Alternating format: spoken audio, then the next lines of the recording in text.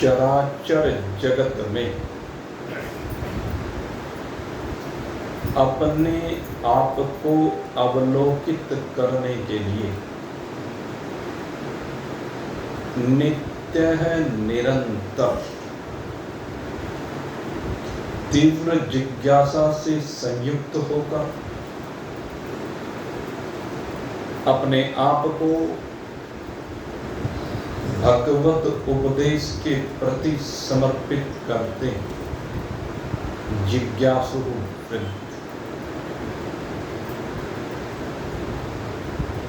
कल आपके सामने अग्रिद्ध देव के प्रथम प्रश्न, मैं कौन हूं, इसको लेकर के चर्चा की गई थी और उस चर्चा में ये बतलाया गया कि मेरा जो स्वरूप है वह सत है, वह चैतन्य है, ज्ञान स्वरूप है, प्रकाशक है और आनंद स्वरूप है।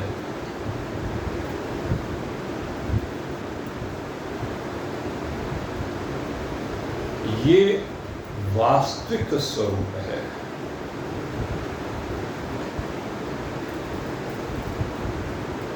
वेदांत का अध्ययन करते हुए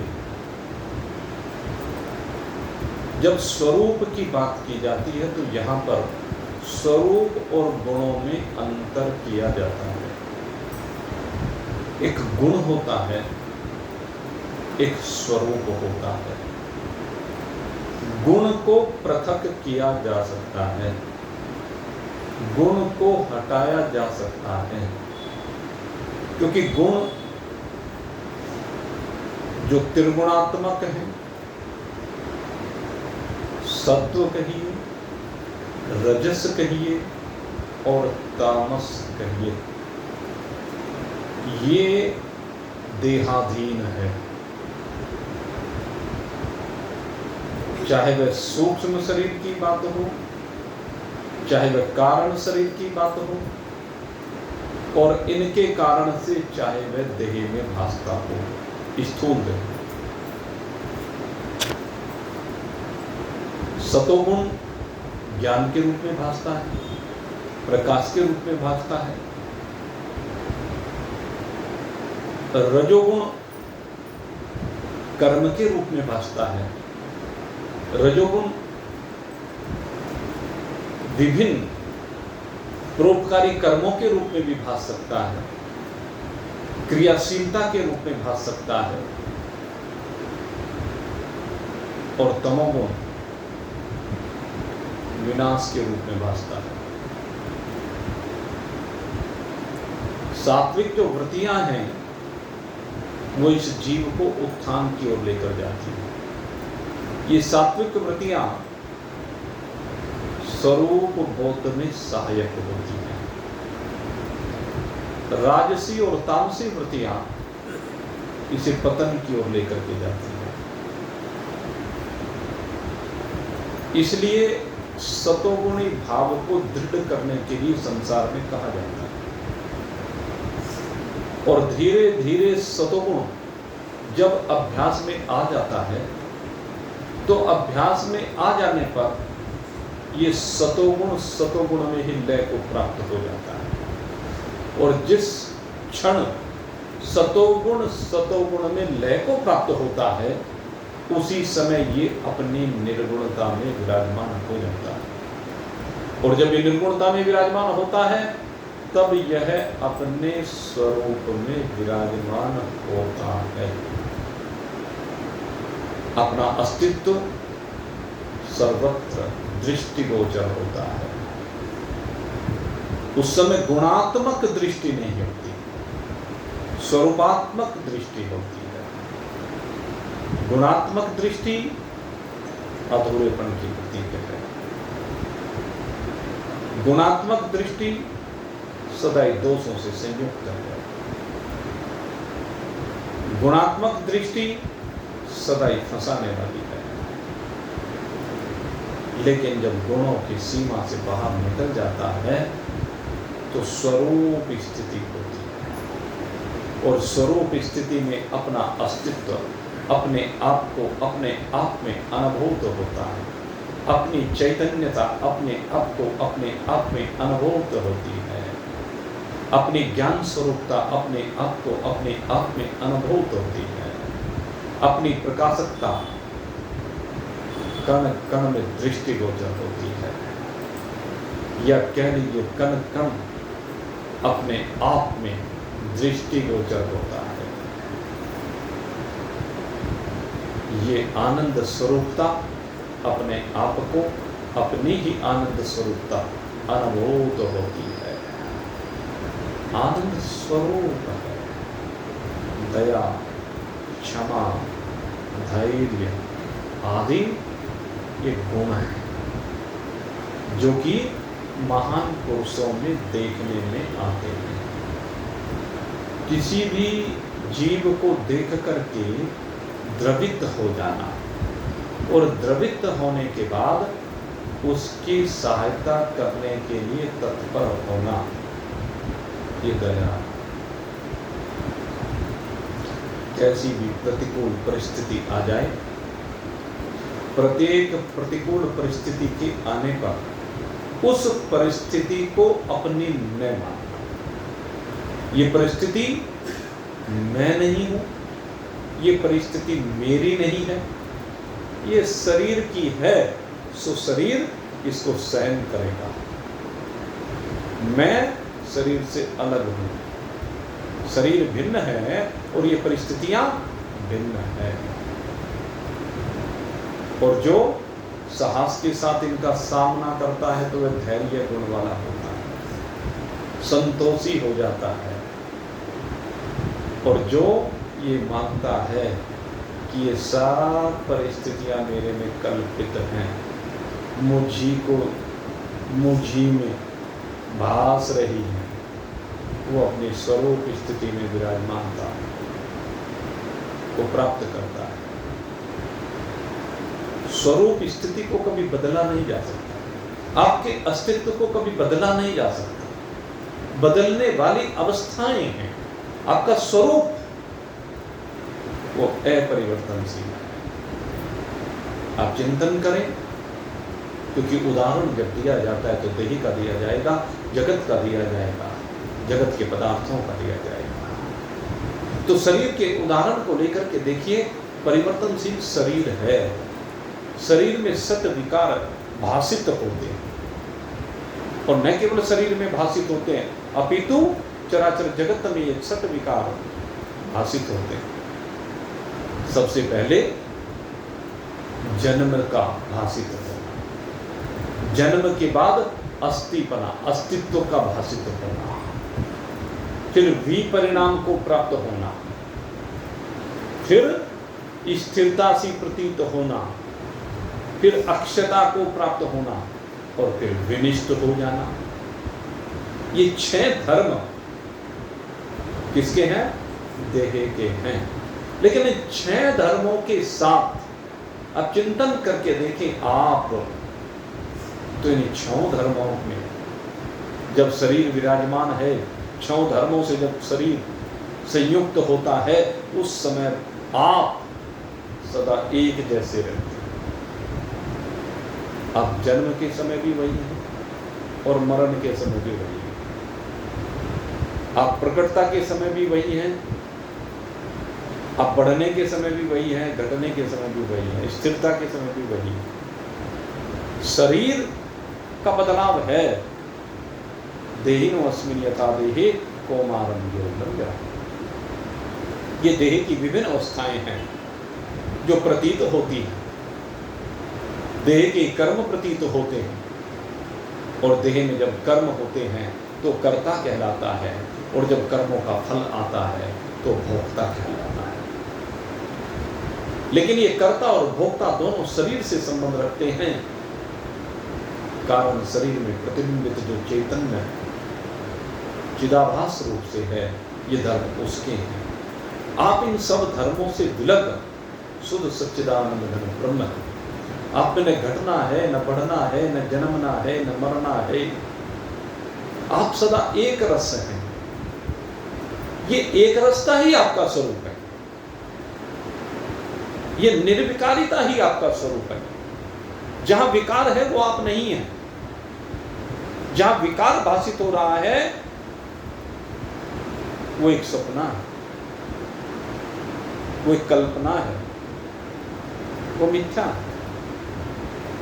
और जहां विकार नहीं है, एक रसता है, निरवयवता है, अखंडता है, असीमता है, ये आपका स्वरूप है। जहां आप समस्त सीमाओं से बाहर निकल जाते हैं, जहां न नाम की सीमा रही, न तन की सीमा रही, ज्ञानेन्द्रिय, कर्मेंद्रिय, प्राण, अंतःकरण की सीमाएं जब समाप्त हो जाती हैं, उन सब सीमाओं से जब बाहर निकलता है, तब अपने आप में विराजमानता होती है। यही आपका स्वरूप है। और ये स्वरूप, इसका अस्तित्व कभी भी मिटाया नहीं जा सकता। इस आत्मा के अस्तित्व को कभी मिटाया नहीं जा सकता, क्योंकि आत्मा नित्य है, क्योंकि आत्मा अक्षय होने वाली नहीं है, आत्मा विनाश को प्राप्त होने वाली नहीं है, अविनाशी है।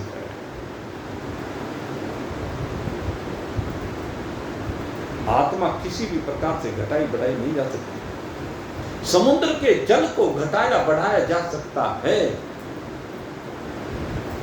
आकाश को घटाया बढ़ाया जा सकता है, वायु को घटाया बढ़ाया जा सकता है, अग्नि को घटाया बढ़ाया जा सकता है, जल को घटाया बढ़ाया जा सकता है, पृथ्वी को घटाया बढ़ाया जा सकता है। पृथ्वी पर जितनी भी वनस्पति है उसको घटाया बढ़ाया जा सकता है। कहीं आज कोई फसल बो रहे, कल दूसरी फसल बो रहे हैं, जिसमें पैसा अधिक दिखता है वो ज्यादा भूमि लगती है, ये घट बढ़ सकता है।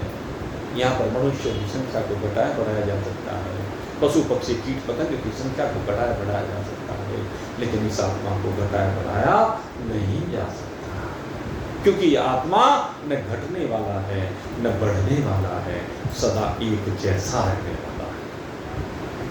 यही है आपका अस्तित्व, यही है आपकी सत्यता, यही है आपका ज्ञान। जब आप इस ज्ञान में विराजमान हो जाते हैं कि मैं न घटने वाला हूं न बढ़ने वाला हूं, मैं सदा एक रस हूं, मैं निरवयव हूं, मेरे में कोई हिस्सा नहीं हो सकता, मेरे में कोई विभाग नहीं हो सकता, मैं समस्त विभागों से विरहित हूं, न मेरे में कोई संयोग है न मेरे में कोई वियोग है, मैं संयोग और वियोग दोनों की सीमा से परे हूं। संयोग और वियोग ये शरीरों में होता है, शरीरों के साथ होता है, प्रकृति में होता है, लेकिन ये प्रकृति एक कल्पना है, ये प्रकृति एक छलावा है, ये प्रकृति एक भलावा है। और जो इस भलावे से बाहर निकल जाता है वो अपने में विराजमान हो जाता है। ये वेदांत आपको आप में विराजमान करता है। ये वेदांत आपका सही दर्पण है। ये वेदांत इधर उधर भटकाने वाला नहीं है। ये वेदांत आपको भटकाव से बाहर निकालने वाला है। ये वेदांत का ज्ञान आपकी वास्तविकता को बताता है कि आप निवृत्ति से रहित हैं। आपकी निवृत्ति कभी भी कहीं भी नहीं हो सकती, क्योंकि आप व्यापक तत्व हैं। आप वो व्यापक तत्व हैं जिसकी कभी भी कहीं भी किसी भी काल में किसी भी देश में किसी भी परिस्थिति में निवृत्ति संभव नहीं है। आप निवृत्ति से विरहित हैं।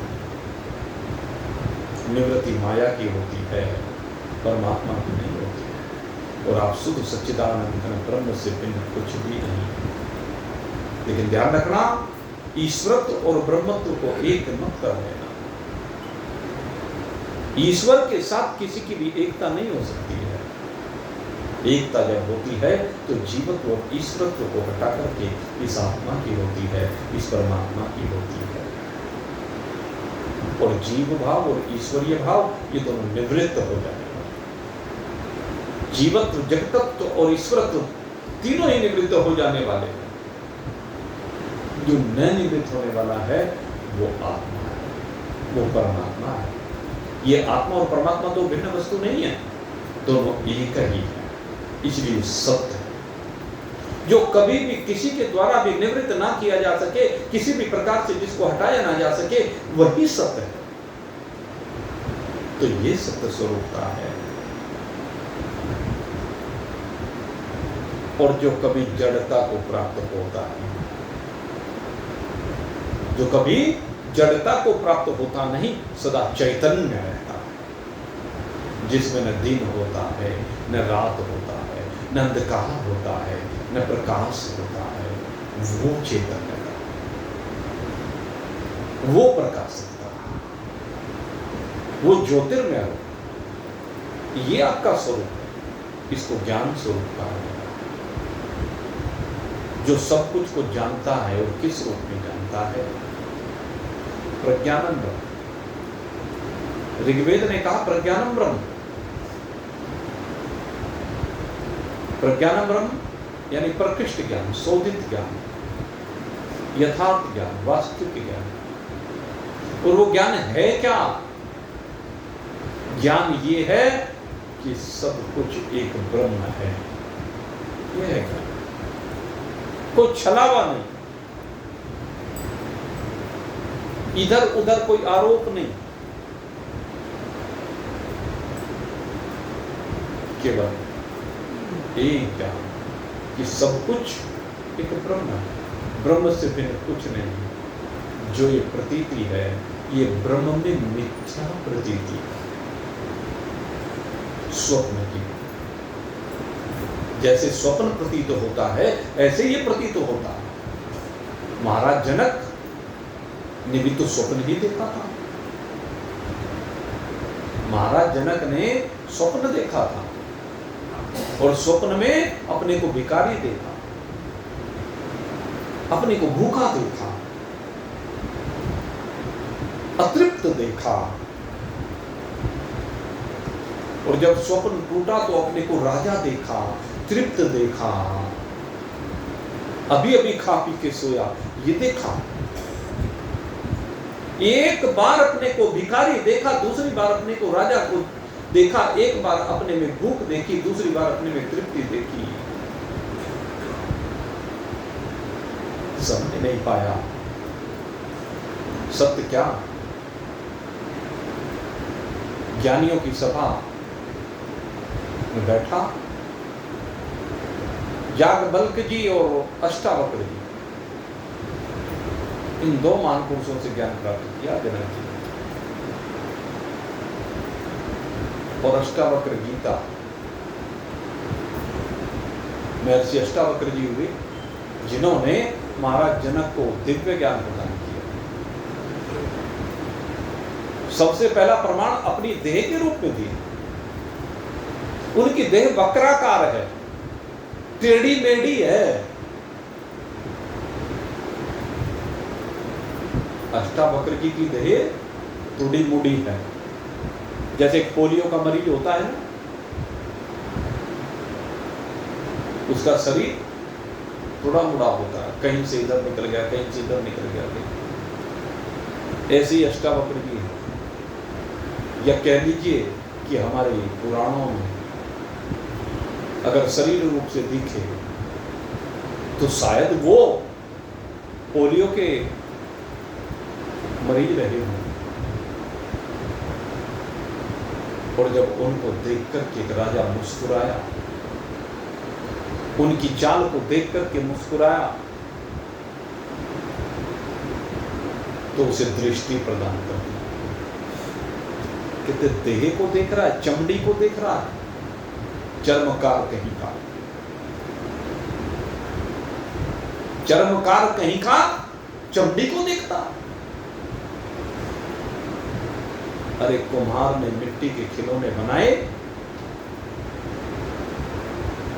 किसी में कहीं कान लगा दिए, किसी में कहीं आंख लगा दी, कहीं मुंह बना दिया, कहीं अंग प्रत्यंग अलग अलग न जाने किस किस प्रकार के बना दिए। किसी में आगे मुख, किसी में पीछे मुख, किसी में दाएं, किसी में बाएं। परमात्मा रूपी कुम्हार ने, ये ईश्वर रूपी कुम्हार ने भांत भांत के शरीर बना दिए, तो चाम में दृष्टि लिए फिरता है, अपने को राजा कहता है। जिसकी दृष्टि चाम में है, देह में है, वो तो चर्मकार है, तू राजा कैसा? राजा तो वो होता है जिसकी दृष्टि चराचर जगत में एक परमात्मा का अवलोकन करती है। राजा वो होता है, उस गद्दी पर बैठने का अधिकारी वो होता है जिसे अपनी सारी प्रजा के अंदर परमात्मा का स्वरूप दिखाई दे।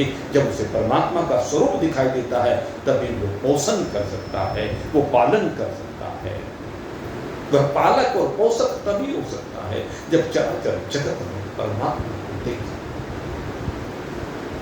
और परमात्मा को कब देख सकता है? जब देह की सीमाओं से ऊपर उठ जाए, जब देह भाव से बाहर निकल जाए। देह अस्मि नहीं, वो देह अस्मि नहीं, अहम ब्रह्मास्मि, इस भाव से संयुक्त। और जब इस भाव से संयुक्त होता है तभी वो राजा बने और भिखारी बने की सीमा से राजन बाहर निकलता है, तभी वो भूख और तृप्ति से बाहर निकलता है। जब तक इन भावों में फंसा रहता है तब तक अपने स्वरूप में विद्यमानता नहीं होती है, तब तक वो अपने को समझ नहीं पाता है कि ये सब अवस्थाएं मुझ में आने वाली हैं और जाने वाली हैं। ये पथिक कभी राजा के शरीर में बैठकर यात्रा करने लगता है, कभी भिखारी के शरीर में बैठकर यात्रा करने लगता है, कभी कुत्ते बिल्ली गधे घोड़े के शरीर में बैठकर यात्रा करने लगता है, कभी मक्खी मच्छर के शरीर में बैठकर के यात्रा करने लगता है, कभी मछली में बैठकर के मगर में बैठकर के यात्रा करने लगता है। लेकिन यात्रा जो कर रहा है वो जीव तब तक भटकता रहता है, तब तक यात्रा ही करता रहता है जब तक वो जीवपने की सीमा से बाहर निकल करके अहम ब्रह्मास्मि भाव में विराजमान नहीं होता। तभी वो आनंद की प्राप्ति करता है। ऐसा क्या? ये है सतचित आनंद। तो कहा कि सतचित आनंद ये स्वरूप है, ये गुण नहीं है। गुण तो दया है, धैर्य है, क्षमा है, कुछ सद्गुण होते हैं, कुछ दुर्गुण होते हैं। दोनों प्रकार के होते हैं ना। दुर्गुणों की चर्चा क्या करें? दुर्गुण तो जिसके अंदर होंगे सो दूसरे को सताएगा। जब तक साधक है तब तक सद्गुणों का समावेश होना चाहिए, और जिस समय साधक से बाहर निकल करके साध्य हो जाए, आप कहेंगे क्या साध्य हो सकता है? क्यों नहीं हो सकता? अहम ब्रह्मास्मि होते साध्य हो गया। जो सिद्ध होता है वही साध्य होता है, बन जाता है। लेकिन साधना काल जब तक रहता है तब तक गुणों में फंसा रहता है, और जब साधना से बाहर निकलता है तब गुणों की सीमा से बाहर निकल जाता है। लेकिन बिना साधना के कोई सिद्ध नहीं हो सकता, ये भी निश्चित है। साधना का अर्थ है अपने को साधिए, साधना का अर्थ है विचारिए, साधना का अर्थ है मनन कीजिए कि मैं देह नहीं हूं। बार बार अपने को देह की सीमा से बाहर निकालिए, और देह की सीमा से निकलने के बाद ही आप उस चैतन्य तत्व में विराजमान हो पाएंगे जो परमात्मा है। और नहीं तो जब तक देह में ही चिपके रहेंगे, देह के धर्मों में ही लगे रहेंगे केवल, तब तक बात बनने वाली नहीं है, तब तक स्वरूप स्थिति नहीं है, तब तक गुणों की स्थिति है। तो यहां पर यही कह रहे हैं कि सच्चिदानंद स्वरूप है, गुण नहीं है। परमात्मा का स्वरूप होता है, परमात्मा का गुण नहीं होता। जैसे उष्ण और प्रकाश रूप अग्नि है। अग्नि कैसी है? सूर्य कैसा है? उष्ण है, उसका स्वरूप है। प्रकाश उसका स्वरूप है, उष्ण और प्रकाश उसका स्वरूप है। ऐसे सच्चिदानंद हम सबका अपना स्वरूप है, और ये स्वरूप हम सबका एक है, अनेक नहीं है, ये ध्यान रखना। हम सबका स्वरूप एक ही परमात्मा है। अगर परमात्मा से भिन्न कोई दूसरी चीज मानोगे, आत्मा से भिन्न कोई दूसरी चीज मानोगे, तो वो अनात्मा हो जाएगा। और जो अनात्मा होता है वो झूठा होता है, वो मिथ्या होता है। अनात्मा माने असत्य, अनात्मा माने झूठा, अनात्मा माने जड़, अनात्मा माने दुख रूप। लेकिन आप आत्मा हैं और एक हैं, अनेक नहीं है। अगर अनेक आत्माओं की कल्पना कर ली तो फिर सब अनात्मा, क्योंकि सत्य केवल एक होता है और अपनी सत्य स्वरूपता प्रत्येक को हर क्षण भाषित होती है। आप कहेंगे भी कैसे भाषित होती है? ये सत्य स्वरूपता हर व्यक्ति को कैसे भाषित होती है अपने आप में? मैं किसी से भी पूछूं तुम कौन हो, तो सबके अपने अपने जवाब आएंगे। और जो जवाब आएंगे, कोई कहेगा नाम को लेकर मैं राम हूं, कोई देह को लेकर कहेगा कि मैं देह हूं, कोई इंद्रियों को लेकर कहेगा, कोई अंतःकरण को लेकर कहेगा, कोई जीव भाव को लेकर कहेगा कि मैं ये हूं।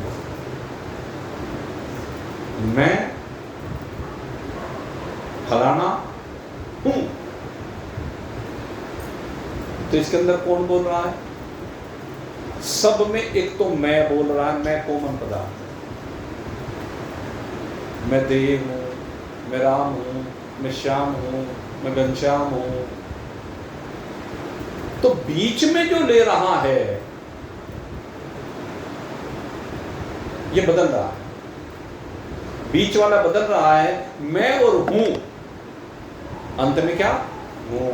सब में हूं करके जो बोलता है करके बोलता है, ये कभी बदलता नहीं। ये है करके, मैं करके जो बोलता है, ये आपका स्वरूप है। और जो बीच में आपने कल्पित कर लिया अपने आप में, वो मिथ्या है, वो माया है। बीच वाला माया है। व्यक्तादि भूतानि व्यक्त मध्यानि भारत है, व्यक्त निधनान्येव तत्र का परिदेवनम्। गीता जी भगवान श्री कृष्ण ने कहा, अव्यक्त में व्यक्त हो गया, अव्यक्त व्यक्त हो गया, ब्रह्म व्यक्त हो गया। किस रूप में? जीव के रूप में, ईश्वर के रूप में, जगत के रूप में। ये ब्रह्म तीन रूपों में व्यक्त हो गया, जीव, जगत और ईश्वर के रूप में। इसलिए यही विकारी सब। लेकिन इसमें एक बात है कि ईश्वर को सदा अपने निर्विकारी स्वरूप का बोध है, और जीव को किसी किसी को अपने निर्विकारी स्वरूप का बोध होता है। जगत भी विकारी है और जीव भी विकारी है, ईश्वर कभी विकारी नहीं। ईश्वर निर्विकारी है और ईश्वर निर्विकारी है, इसलिए वो जीव को समय समय पर ये ज्ञान देता है कि तू निर्विकारी है।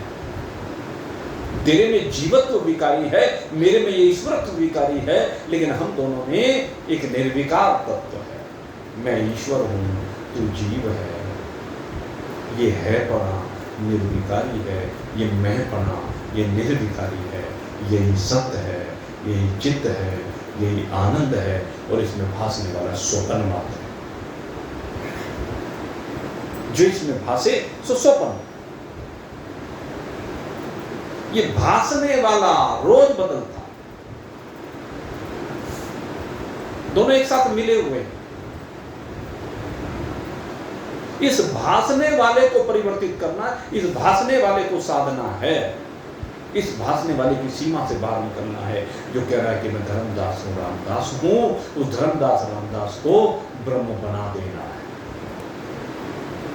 वैसे तो है, लेकिन वो बीच में भास रहा है।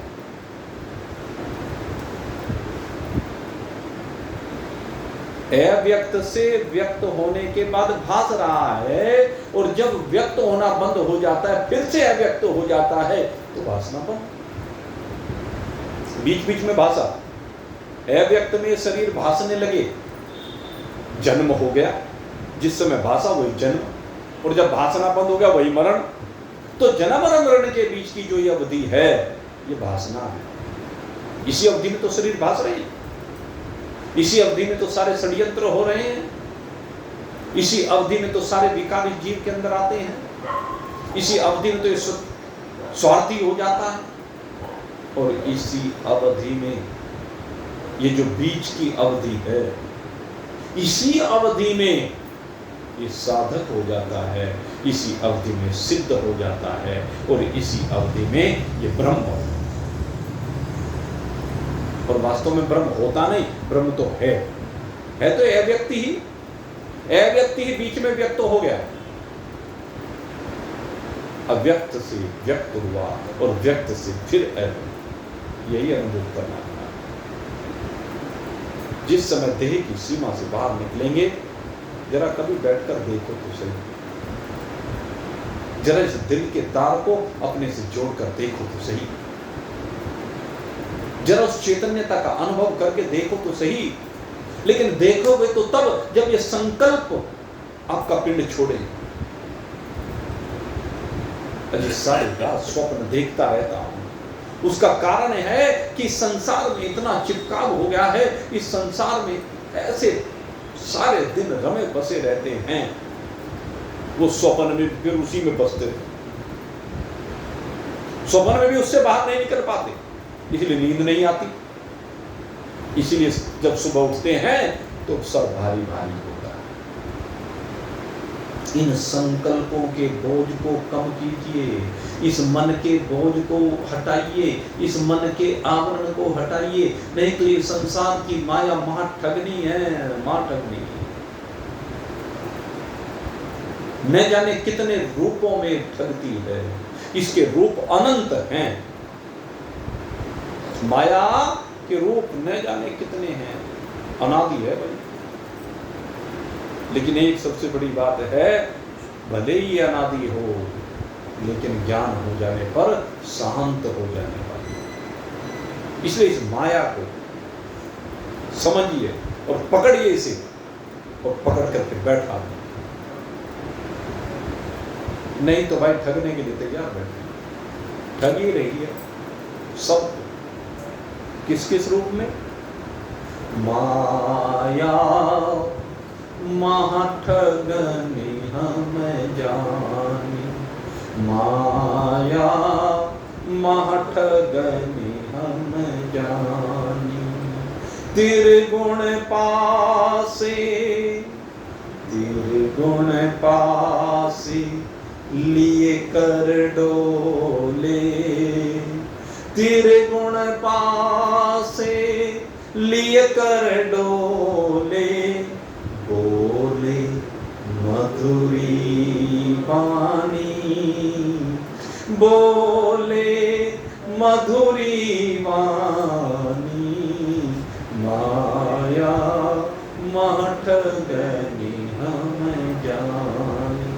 तीन गुणों के पास लिए फिरती, तीन गुणों का प्रलोभन लिए फिरती है, तीन गुणों के द्वारा बनाए हुए संसार को लिए फिरती है, और तीन गुणों के पासे लेकर, पासे माने पास, जो बांध लेता है। हनुमान जी को कहीं बांधा मेघनाथ ने? पास में बांधा, ब्रह्म पास। यमराज के जब दूत आते हैं तो इस चिपके हुए जीव को काहे में बांधते हैं? पासे फेंकते हैं, उन पासों में बांध के ले जाते हैं, खींचते हुए, घसीटते हुए। किसको? पापियों को, पुण्यात्माओं को, धर्मात्माओं को नहीं। उनके लिए तो विमान लेकर आते हैं। तो ये माया जो है भाई ठगने के लिए बैठी है तैयार। जैसे हमारे यहाँ बनारसी ठग बड़े प्रसिद्ध है भाई, पक्के ठग हैं। अब बनारस जा रहे हो 1 महीने बाद, पूरा 1 महीने, 1 जून से कथा होगी, आज 1 मई है, तो वहां पर पूरे बनारसी ठग मिलेंगे। पहले बता देता हूँ, ठग तो मिलेंगे लेकिन आपकी बुद्धि अगर ज्ञान से संयुक्त है, आपकी बुद्धि सजग है, तो ठगोगे नहीं, ठगे नहीं जाओगे। ठगने कोई आए, आपकी बुद्धिमत्ता, आपकी चतुरता इसमें है, आप ठगे ना जाओ। ठग तो संसार में बैठे ही है भाई, घटिया को बढ़िया बता करके बेचने वाले बहुत हैं। ये सुरेश जी अभी मुरादाबाद गए तो वहां रास्ते में बता रहे थे कि जो ये माला मूला का काम करने वाले हैं, इस तरह के जो ब्याह शादी के सामान के काम करने वाले हैं, तो जब उन्होंने काम शुरू किया तो जो जहां से सामान लाए, कहने लगे लाला जी काम शुरू करना चाहते हो? कि हाँ। कहने लगे बस एक चीज का ध्यान रखना, ठगने की विद्या नहीं चाहिए, झूठ बोलने की विद्या नहीं चाहिए, तब काम चल सकता है। 2 रुपए की मोतियों की माला को 200 रुपए की बता के बेच दो, 2 रुपए के प्लास्टिक के मोतियों की माला असली मोतियों की बना के बेच दो। अगर ये तुम्हारे अंदर गुण आ गया तो बात बनेगी। तो भाई 2 के 100 लेने वाले बहुत बैठे हैं ठगने के लिए। बचना तो आपको है, समझना तो आपको है। इस संसार में अनेक प्रलोभन दिए गए हैं, उन प्रलोभनों में नहीं फंसना है।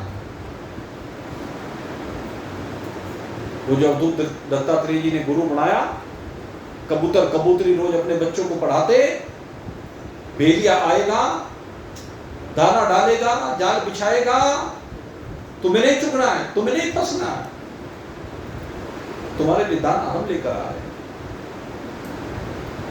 भेड़िया आया, जाल बिछाया, दाना डाला, लेकिन दाने का जो प्रलोभन है वो रोक नहीं पाते, और बच्चे जाकर के दाना खाने के लिए जाल में फंस गए। कबूतर कबूतरी आए, देखा जब हमारे बच्चे फंस गए, हम ही जी के क्या करेंगे, वो भी फंस गए। तो भाई ये माया जाल पसार रही है, अनेक रूपों में जाल पसारा है इसने। इस संसार में अनेक प्रलोभन दिए हैं, अनेक आकर्षण हैं,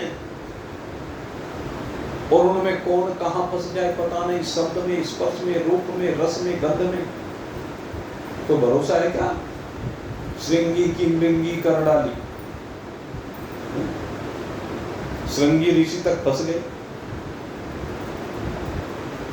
पाराशर के उदर बिना पाराशर ऋषि फंस गए,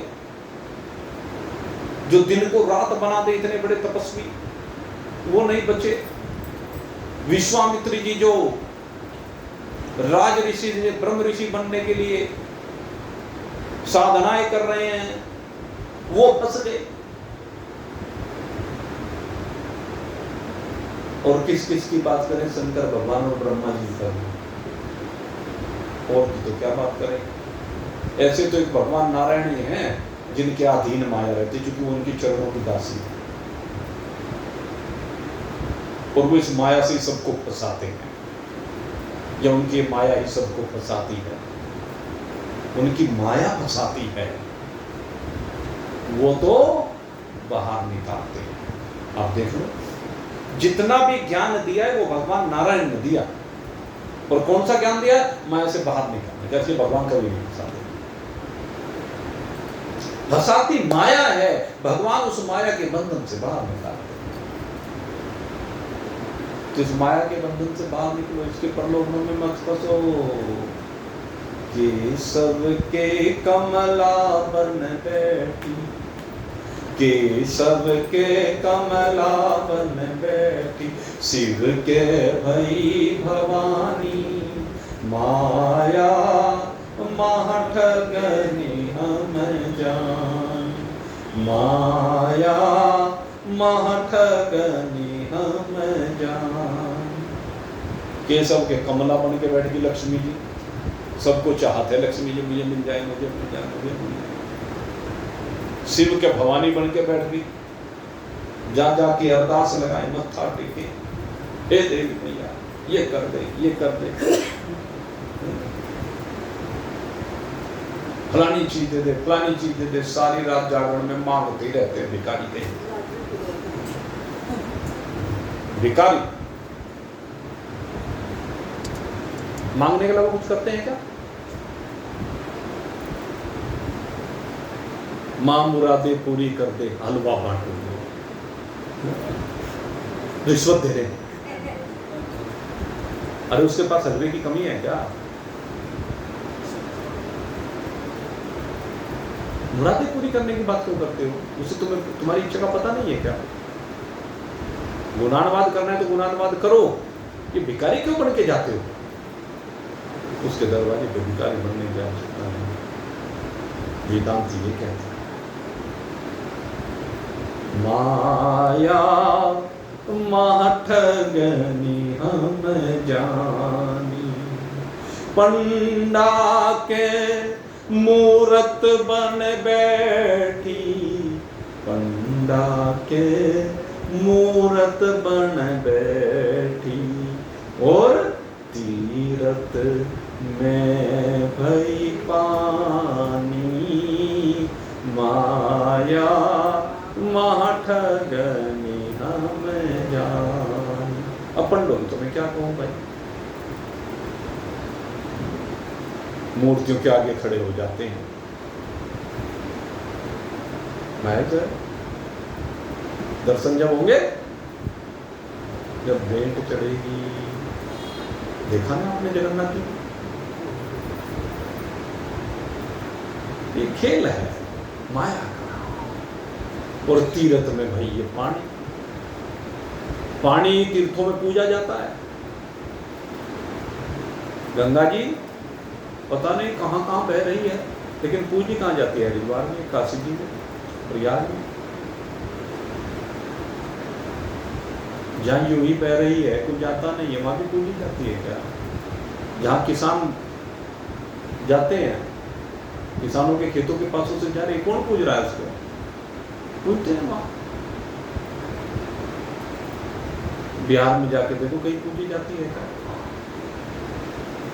सारे तीर्थ यूपी तक ही है, काशी जी तक।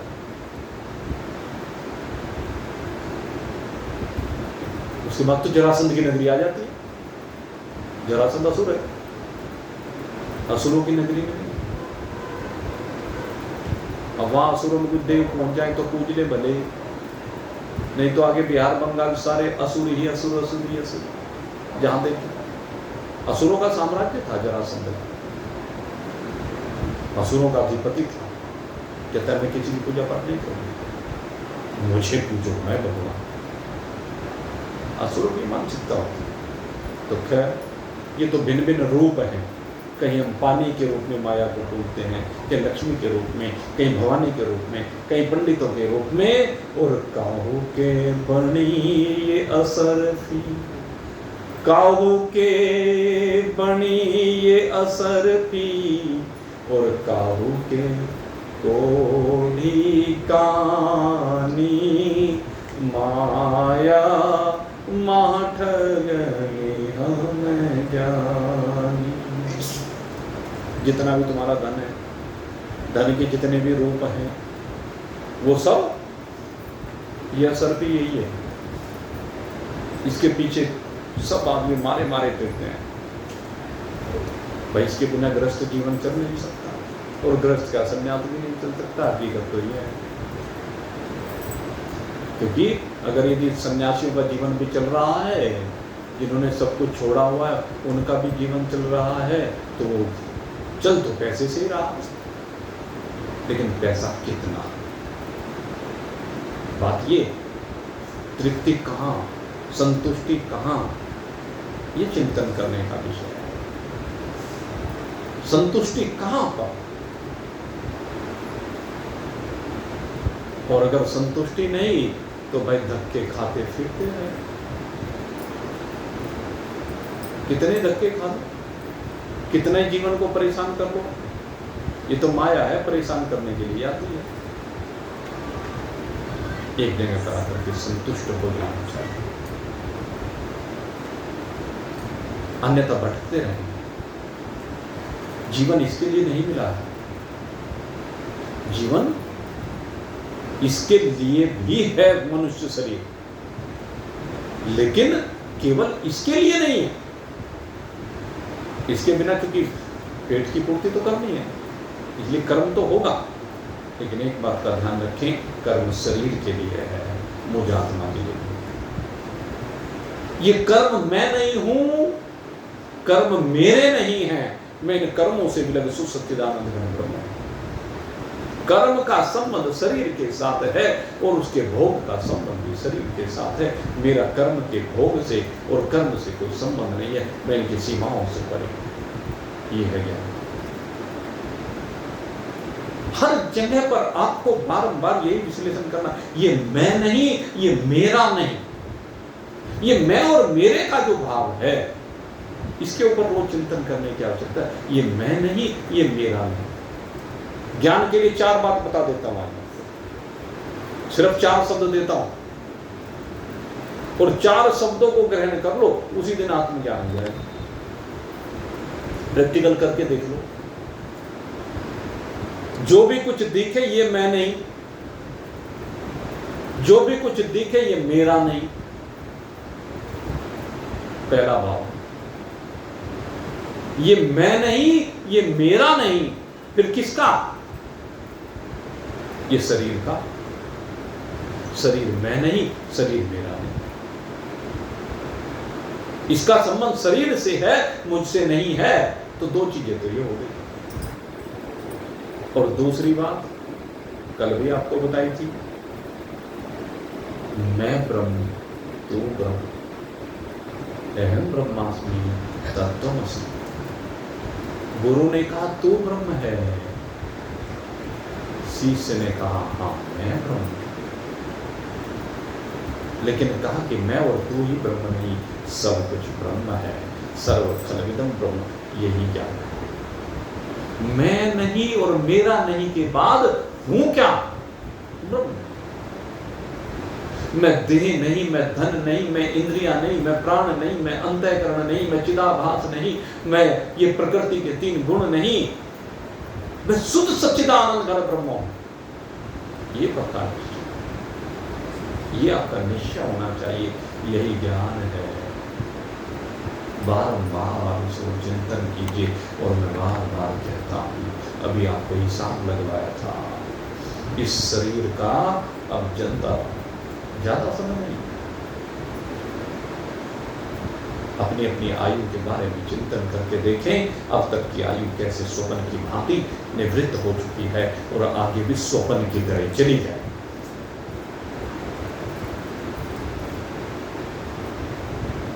तो अपनी अपनी आयु का, कितनी आयु निकाली थी? 85 साल।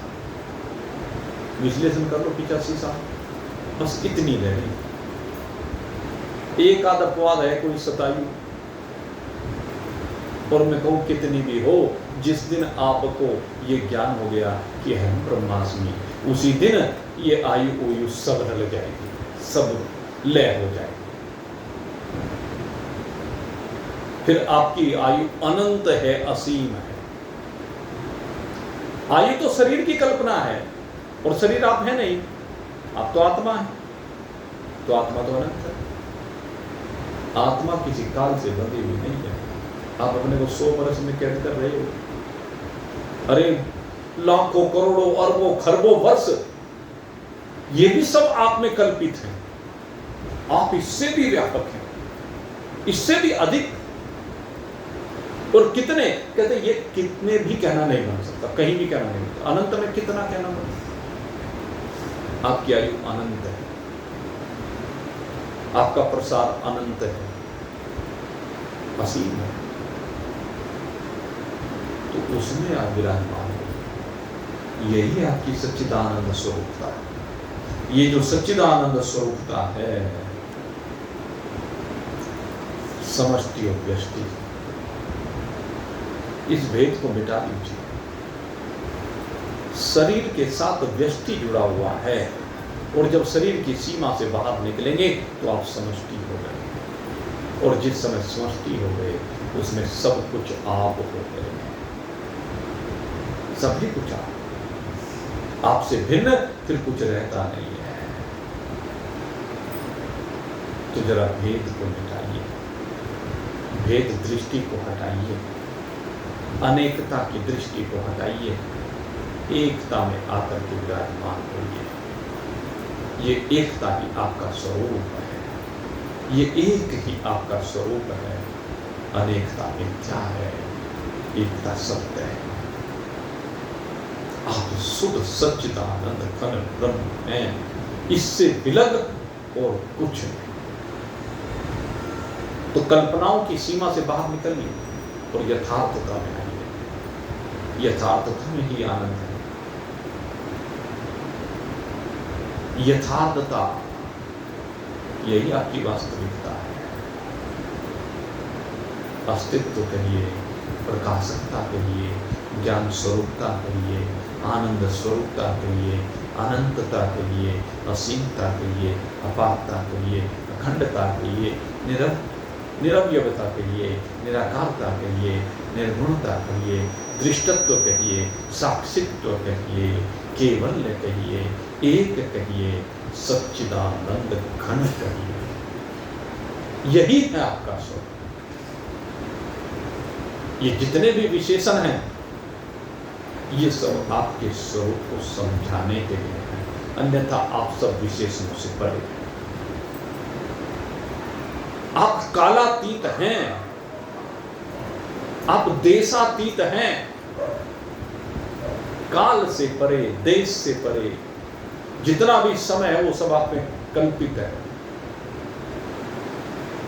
समय सब कल्पित है, आप समय से परे हैं, समातीत, कालातीत।